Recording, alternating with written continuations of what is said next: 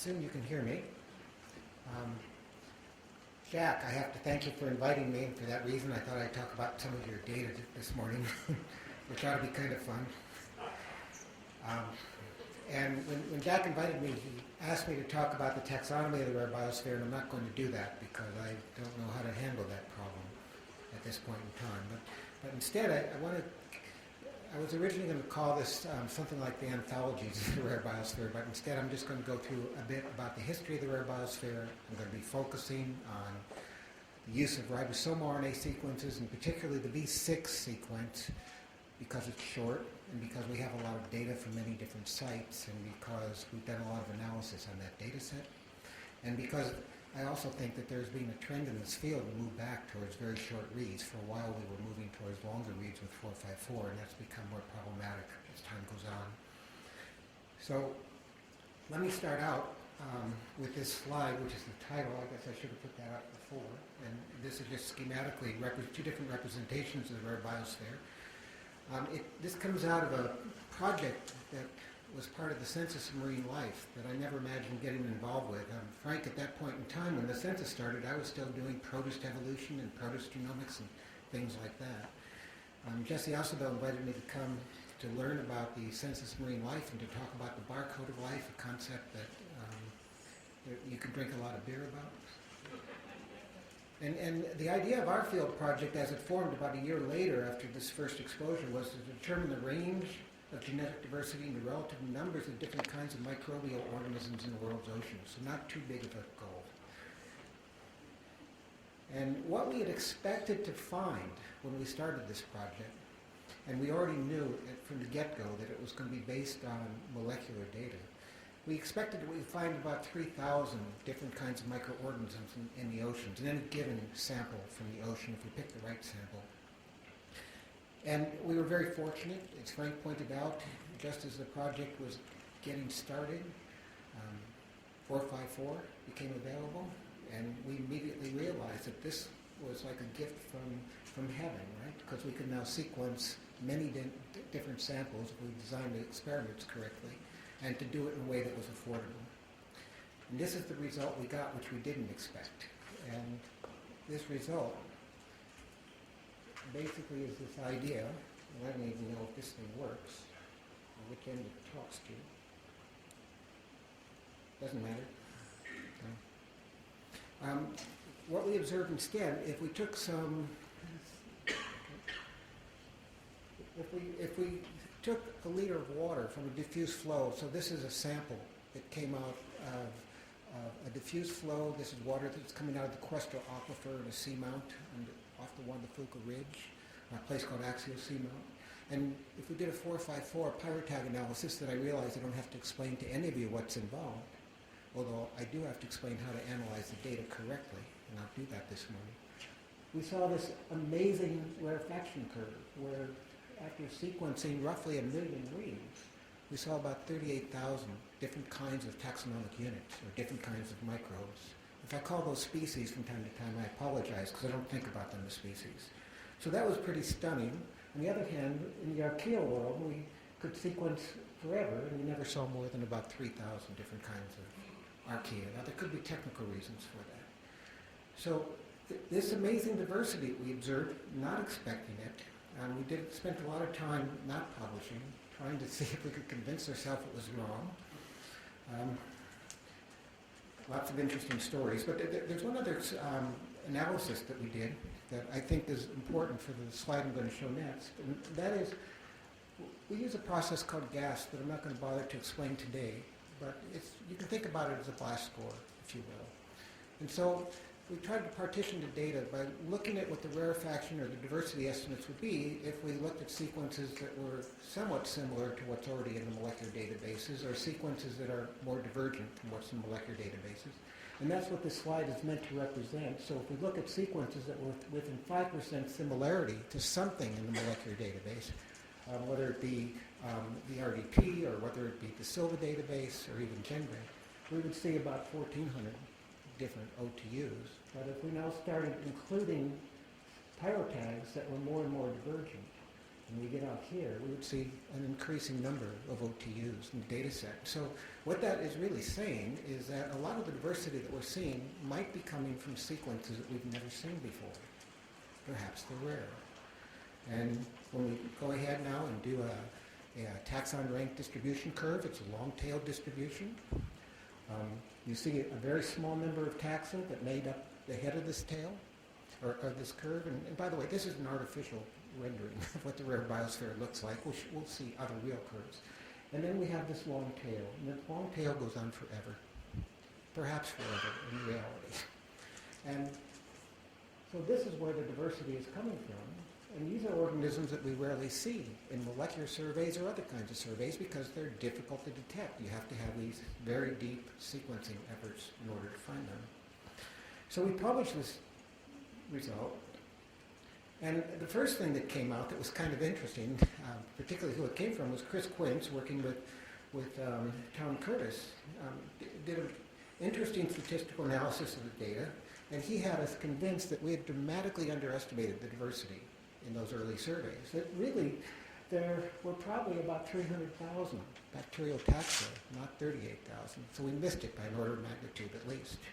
And that if we wanted to get 90% of the diversity, we'd have to generate 10 to the 11th reads. I'd love to have a budget, as would my director, to do that. So we weren't going to do that.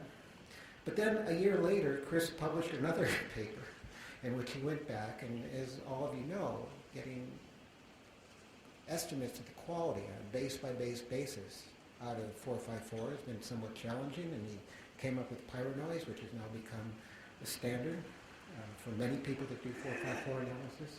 And he claimed that a lot of the diversity that we see was due to sequencing error. And there was yet another paper that came to the same conclusion. This was work that was done by Victor Koonin, driven, I think, mostly by Howard Ockman, who's a good friend, but he always likes to be a contrarian, as do I. And so what they did is they took E. coli DNA and they did a 454 analysis of a couple of different hypervariable regions, and they looked at 100% clustering. That is, every sequence in the cluster had to be identical. Of course, you'd never do that because there's always going to be an inherent sequencing error. In any event, there should only be 3 different sequences. And so what they did is they went ahead and they looked at 97%, so theoretically they ought to see 1 OTU, even though there's some variation in the different ribosomal alkalines. Instead, what they saw was 14, and this is after doing the kind of quality filtering that we were recommending at the time. And so they had to really increase the stringency on the base pair error qualities in order to get down to the theoretical number of 3. So this just sort of summarizes what we who do metagenomics need to deal with. So those of you who are doing genome sequencing, deep sequencing really accelerates what you do. And even irrespective almost of what the error rate is, the multiple reads from contigs that you can assemble when you're doing genome sequencing essentially provides you with this inherent error correction mechanism when you analyze the data. Well, when it comes to metagenomics, it's a mixed bag because it increases your sensitivity. That is, you can pick up reads that represent very low abundance populations. And although the many marine biologists don't like to worry about low abundance populations, they turn out to be important, as you'll see. And I like to say that every single sequence counts. You can't just assemble these data into contigs because you're going to get chimeric structure. And so every read potentially counts. And so there's no inherent error correction available to you, but it does detect low abundance sequences, but there's a caveat there, and that is it's sensitive to template contamination. I'm not going to talk about that today. When it comes to error rates, we were able to find parameters with short reads in 454 that would allow us to get error rates down to 1 in 400. That's pretty good. That's better than what you get with Sanger. That is on single read sequences where you can't form contigs. And Pat Schloss, he's amazing. Pat has come up with a paradigm for trimming sequences, and albeit they're much shorter than what the real reads are, he claims that the error rates could be at 1 in 5,000. There shouldn't be a problem with getting artificial inflation of OTU numbers when you have accuracy rates on that order. So We think the problem is in the data analysis. We think the problem is in the clustering methodology. So I'm going to take you through that quickly, I hope, and show you an experiment. We came back and did the Victor Koonin experiment, but we did it with a cloned ribosomal RNA gene, and we generated not 4,000 or 5,000 pyrotags, but rather 250,000. And we did a multiple sequence alignment and typical distance matrix analysis of multiple sequence alignments. And then we did what was the standard at the time, doing this further neighbor clustering, which we'll come back and talk about. And what we observed was very embarrassing. We see about 600 OTUs, much more than what we had expected. So what's going on here? Well, if you have an error rate that's 1 in 400, so if you're looking at a 60 base or 65 base pair region, you would predict that about 11% of the reads would have a single error. And maybe an additional nearly 1% would have a second error. You can, in principle, build these clusters with error rates of 1 or 2 for 65 nucleotides, and you shouldn't get a large inflation in cluster numbers. But that turned out to not be correct. So I was surprised about that. So this is just a binomial distribution. It's showing what the error rate is going to be with those, what the number of errors per read will be with those parameters that I've described above. So let's look at kind of an interesting profile that you get out of a 454. What we did is we were looking at the time at human microbiome samples. And so this is actually a fecal sample. And within these fecal samples, you have some clusters like the Bacteroides or the Lactobacilli, in which you have many, many taxa that appear. And so here's an example where we have a very dominant peak, and then, I don't know if you can see it, but there's a second peak that ends right there. That's not 11%. That's much bigger. That's closer to 60%. And then you have a bunch of trailing peaks that come down. We don't think that those are errors. We think that those are real sequences. We've been able to show that they're real sequences subsequently. It's just representing what the real diversity of the Lactobacilli is. But the problem we do have to worry about is that if you have a dominant peak like that, it's going to throw off a certain number of incorrect reads, and if they're incorrect enough, they'll lead to cluster inflation. So now the challenge is which of these peaks are real, or at least what fraction of these peaks are real, as opposed to artificial. So we came up with a strategy for solving this problem, and in many ways it borrows from what Chris Quince does, but we don't need thousands of CPU hours in order to do the computation. And so we call this ironing out the wrinkles in the rare biosphere. So let's talk a tiny bit about clustering technology. When you do a nearest neighbor type of clustering technology, what you're saying is that every sequence that joins a cluster must be within X%. So let's say that that's 3%, because that's the number we commonly use. It must be within 3% of any other sequence within that cluster. Think about what that means. If you sequence enough, if you get enough errors, every single sequence is going to join the same cluster. You're going to get one cluster if you sequence enough. On the other hand, what was being used in the field at the time was furthest neighboring. And the idea of furthest neighboring is that every sequence must be within 3% of every other sequence that joins a cluster. And so if you're not within 3% of every other sequence that's already joined that cluster, you have to nucleate a new cluster. And so this leads to cluster inflation, errant number of clusters. So we came up with a strategy that took advantage of the attributes of both of these clustering technologies. And by the way, average neighboring, which is important here, every sequence must be within X% or 3% of the average of every other sequence within the cluster. So let me show you what the strategy was. We tried to mimic what nature was giving us. What we did is we sorted all of the sequences of pyrotags in our data set, all the unique pyrotags in our data set. And we sorted them according to their frequency of occurrence. So we started out working with the most abundant sequence in the data set. And we defined that as cluster number 1. And we're using a very narrow clustering window, and we're not looking at multiple sequence alignments, by the way, which is heresy for molecular evolutionists like myself, but we really wanted to eliminate the noise. So we looked at pairwise sequence analysis in terms of generated similarities. So we generated this pre-clustering using the single linkage or nearest neighbor linkage technology at 2%, which is pretty stringent. And we first took the most abundant sequence. We then took the second most abundant sequence. If the second most abundant sequence fell within 2% of the most abundant, they merged to form a cluster. If they didn't, that second sequence became a new cluster. We went to the third most abundant sequences, same operation, and so on and so forth. So you get these pre-clusters at the 2% level. And then once you've done that, you go ahead and you now use average linkage to build a standard type of clustering technology with average linkage using a representative sequence from each of these pre-clusters that you formed. So does that work? So let me show you an experiment. So this is the experiment I already showed you. You take multiple alignments on the E. coli clone sequence. You use 3% furthest neighboring. You get 600 OTUs, and that's embarrassing. On the other hand, if you use 3% average clustering, it drops down to 388. If instead of using multiple sequence alignments, you use pairwise alignments, and those of you who do alignments, you know that you can't perfectly align multiple sequences. There's always going to be some ambiguity.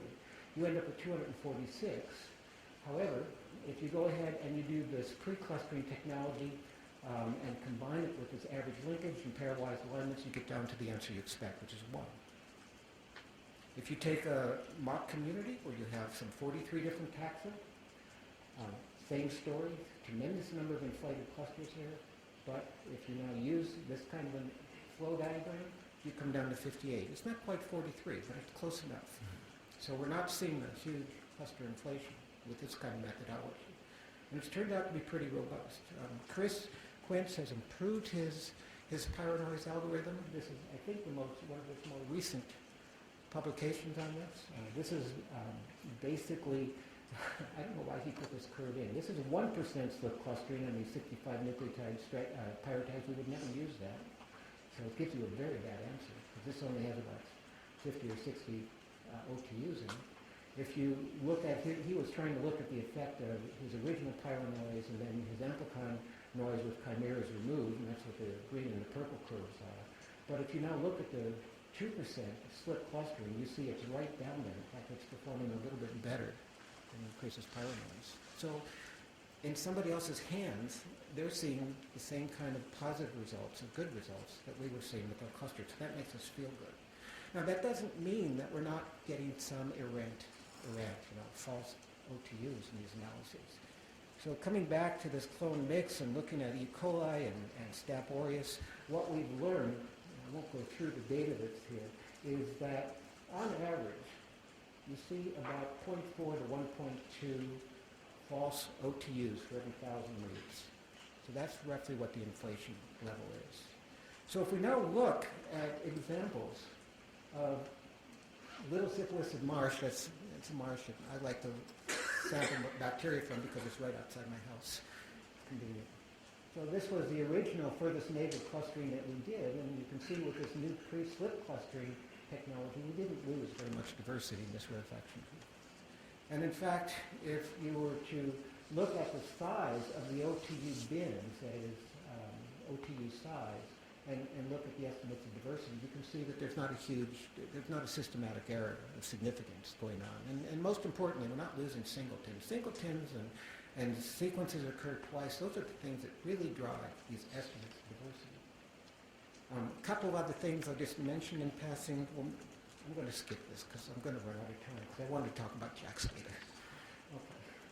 So the other issues that impact diversity I've already mentioned. Singletons and single nucleotide differences. I'll definitely talk about singletons and may get to talk about single nucleotide differences, which are actually even more exciting right now. And what I want to point out is ecology and biogeography are your friends. They're going to help to resolve these problems, but we don't build that very well into our models. So we have this great project that I think, Linda, you're going to be talking about this today, the ICOM project? Oh, okay, so you're going to talk about Murata, but a similar kind of story. So we had this great project that went on, which we had about 40 labs contribute samples from around the world, and we did pyrotag analyses, and they went off and published the data, and we're now just getting around to synthesizing results from all of these projects. And they're distributed globally. And this is just sort of a summary as to what we learned from the ICON initiative. We observed, if we were to cluster this entire world of about 10 million sequences from ICOM alone, we observed about nearly 150,000 distinct OTUs by this clustering technology, and we estimate that this translates into about 450,000 different kinds of OTUs within the samples that we had. So a lot of diversity in the ocean. And then this breaks it down. You can't see it because the slide's clipping, but this shows you that boy, these samples, most of them were water column samples, many from the sediment, but most from the water column. It's a proteobacterial world in the ocean. That's not important for our discussions. But this is what I think is important, because people do worry about whether or not singletons are real or not. How can we trust singletons? And I'm going to make the argument that if you see a singleton in a single sample, you might be cautious about it. But on the other hand, if you see that same singleton in other samples, and especially if you see them in many other samples, then you have much more confidence that it's real, that it's a real OTU. And so that's what the argument's going to be. So we had about 10 million reads. We saw about 156,000 OTUs, which I already told you. We estimate, based on that 10 million, if we're getting one errant OTU for 1,000 reads, that we have about 10,000 inflated OTUs that we should be subtracting. The total observed non-shared singletons is about 80,000. So roughly 45% of the data is made up of non-shared singletons. Estimated non-shared singletons is about 45% of the data. And if you divide that by the number of samples, by the way, that means on average each sample has 116 singletons that are not shared with any other sample. So that's not going to affect your diversity estimates enormously. It does have some effect, but it's not enormous. The observed non-shared non-singletons is about 12% of all the OTUs. Now these are the distinct OTUs. And the probability that a singleton will be shared is about 77%. And that's what's important here. So if you're thinking about singletons, only about 23% of them you need to worry about at all. Okay, so the probability that a singleton is shared is 90%. And what this is really saying is that most of the OTUs in any one data set occurs in another ICOM data set. So it gives you more confidence about them. And so this sort of summarizes what we think we know when we remove the errant OTUs. This is the fraction of the estimated OTUs that we don't think we can trust. That comes back from this sequencing 1,000 reads, inflation of an OTU. Let's look at a little bit more about abundance. I'm going to show so many curves you're going to kill me before we're done here. So if we look at OTUs, that is individual OTUs that only occur one time, we see that less than 1% of all the total number of tags in the data set show up as singletons. Okay.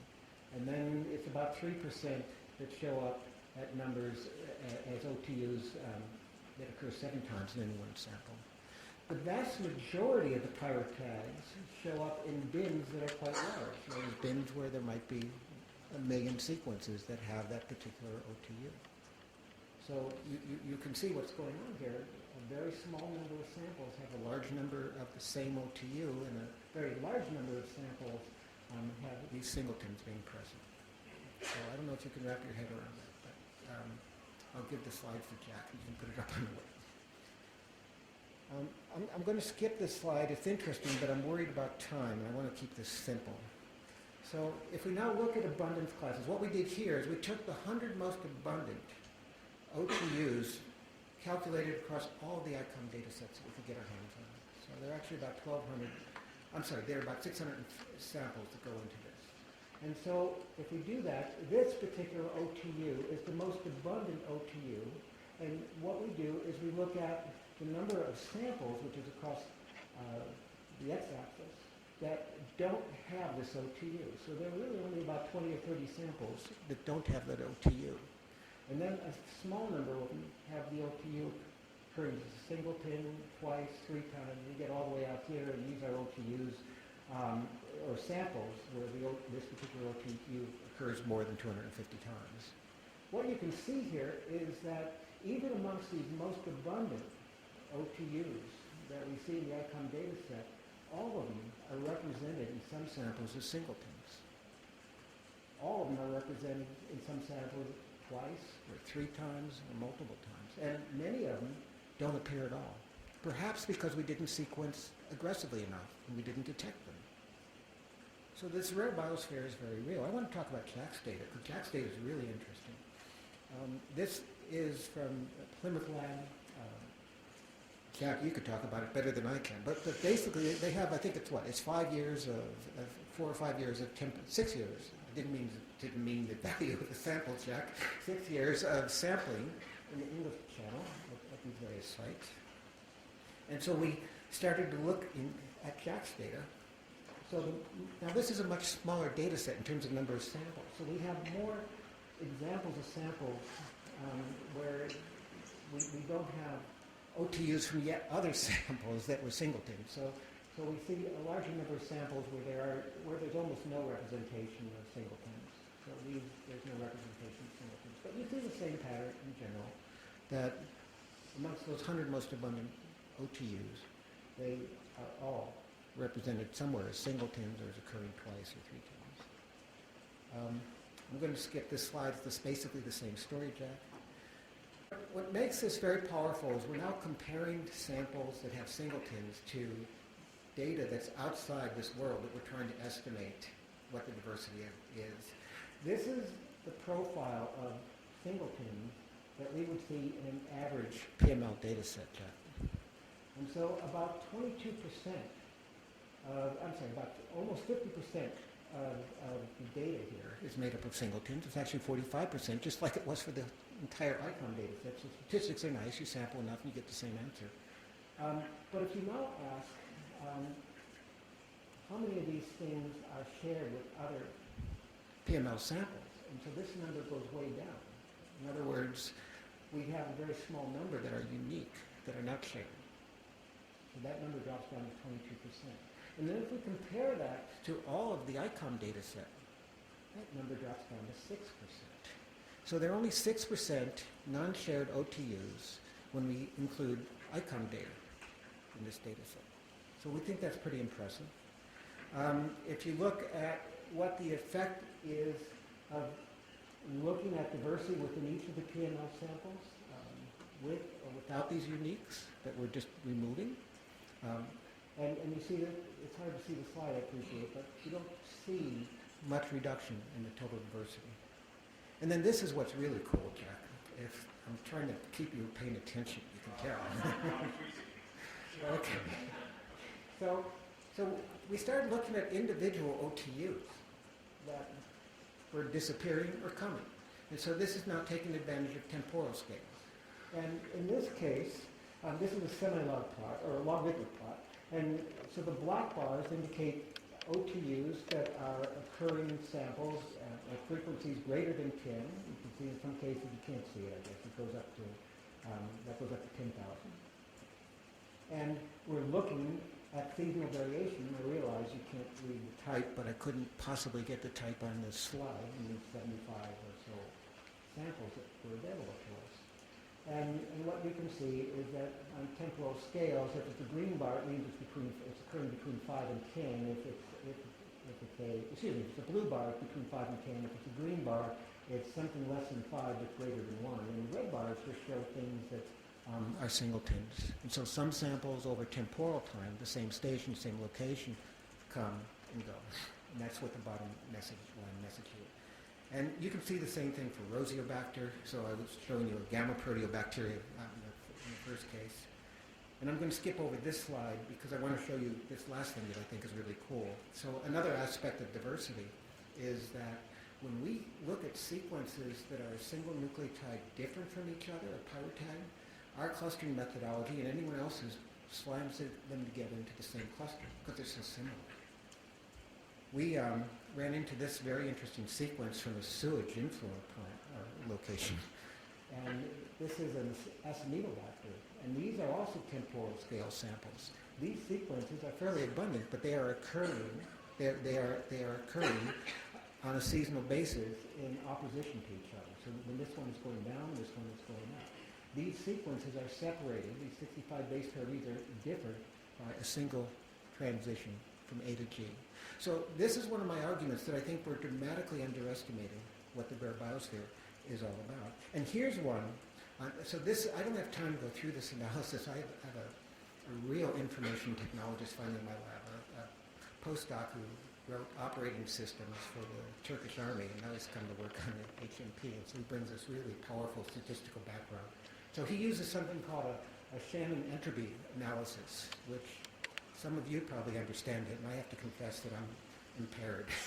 when it comes to understanding the mathematics behind it. But basically what you can do is if you now look within a taxon, or you look within a cluster, and you start to align sequences, and because the distances are so short, it's easy to get very high quality alignments. You can now start to look for correlated variation at different sites. And that's what Marin has done with this data. He calls this an oligotype analysis. So these are just peaks in some of the sequences in his alignment where there's variation occurring. And he can construct an oligonucleotide based on what the composition of those peaks. And then he just basically looks at those positions for differences in these oligonucleotides. This is really stunning, you can see.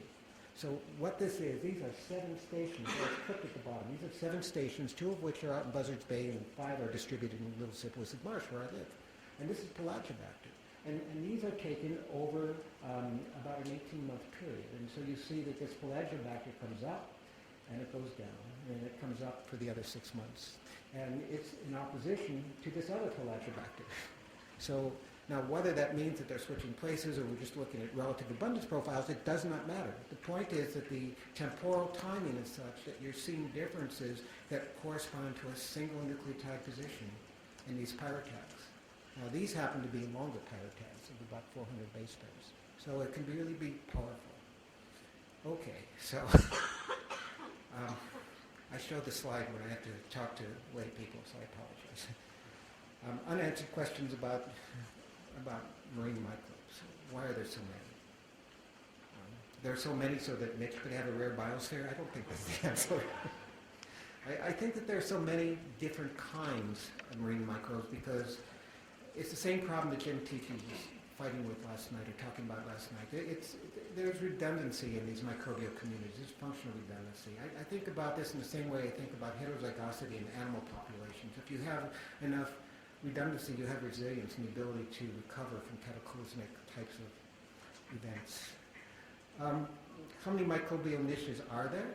Well, we like to look at all these weird and unusual places like Lost City, or looking at axial seamount, or looking at any number of interesting locations in the oceans where these might serve as indigenous niches, and what we're seeing in the rare biosphere is just immigration from those niches. I happen to think that there's a lot to be learned by looking at the microbiomes of marine organisms, and that hasn't been done adequately well. So we were listening about oyster populations yesterday. I wanted to know, Rita, if anyone has looked at environmental stressors and how that reshapes the oyster microbiome. I don't think that's been done to my knowledge, but same thing for copepods and other marine invertebrates, because I think that can act like a canary in a coal mine for detecting subtle impacts to environmental stressors and their effect not on the host so much, but on microbial communities, which in turn could affect the host. And then we have this question about what governs endemic versus global distribution. Linda is working with one of our postdocs, Wu, in the lab to get a manuscript published which shows that there really is biogeography patterns for microbes that you can assess from this rich ICOM data set. And then what is the role and how extensive is the rare biosphere? I can talk forever about the role, but I want to remind you about one thing. How many microbes live in the ocean? It's a big number. It's about 10 to the 28th or 20 to the 29th organisms, depending on who you believe.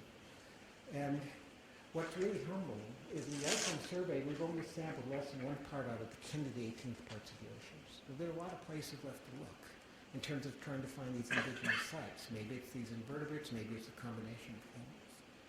So I'm going to end there. I think that ICOM is just an example of a world that's connected by microbes. This has been, I'm sorry about the credits being cut off. Anyway, Sue Hoos, David Mark Welch, they're the ones, and Marin, Marat Aaron, the ones that did the heavy lifting on the informatic analysis. And then these are just, and Linda Amaral in the back, she managed this project. I don't know how she managed it. And she was the one who really gathered all the metadata and really cracked the whip. It was hard work. And then these are the various contributors. So thank you very much.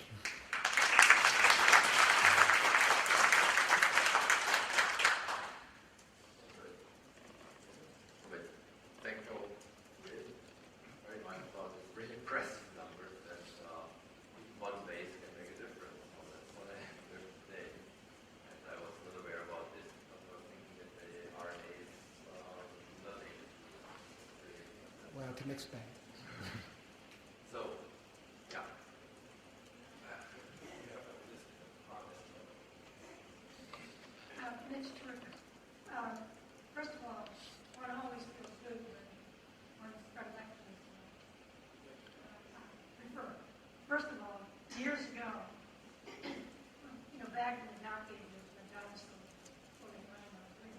You weren't there. You were- I found that the most readily cultivated form for Vibrio, and I was told that that's not very true. It's pretty popular, probably much worse. And what you're showing actually is that even amongst Vibrio, there's a whole lot really common. Second point, when we did some analyses and published, this was 2 or 3 PhD theses that students had just vague, we expected that geographically there would be specific species that would be geographic. We found out that instead there was a seasonality. Just as you're finding, there are some strains that appear every year in the spring and then others in the fall. So I think that's an inherent phenomenon. Now, question is, and this is probably because I don't quite understand, but we've been having a similar problem with what we have been calling phantom identification. And I just wonder, I'm sure that one of the singletons how in fact maybe the matches that give you a sense that it is an individual strain where it may not be. And then finally, we'd like to know what your comment would be. In that my view is that there's really a community, it's a social structure, there's a social structure amongst the bacteria where there's a kind of sharing of who carries the genes. Now remember a discussion from the time of the gem arguments that why would the bacteria carrying all the genes that we did would be like a pregnant oversuit. It's not very cumbersome. Yeah. So there's a sharing of all this information. So the last Yeah, so I'm not sure I'm going to remember all of your comments, but the first comment you made about seasonality, and I know that you had observed seasonality, as had many others, and that wasn't the point of so much of what I was trying to argue, but rather to use the expectation of seasonality to try and convince yourself that the singletons come and go. So the idea is to use ecology as a tool. And so the ecological parameters can be temporal or they can be spatial. They could even be introduction of chemical stressors to see what happens to a community, to see if you now bring one OTU up versus another. I want to make another comment that your comments brought to mind, and that is trying to explain, are these OTUs real or not? I think they're real when you can show in many cases that they come up and become very abundant. Okay. The second thing about that is why are they not abundant? Why are they not winning? And this is just something in my gut that I don't know that's true. And that is, I think that they are missing their syntrophic partner, for example. So they're syntrophic partners. So syntrophy, where you have, for those of you who aren't familiar with this, where one microbe's growth is dependent, contingent upon the availability of products from another microbe and their interactions. So that could help to explain some of this rare stuff that we see. What else were you? just in your comment about stress has anybody done any epigenetics is there a kind of epigenetic response to Yeah, so no, but we have a proposal hoping that we'll get to do those sorts of things. So what happens with the microbiome if it shifts in response to a stressor, and how does that affect the transcriptome of the animal?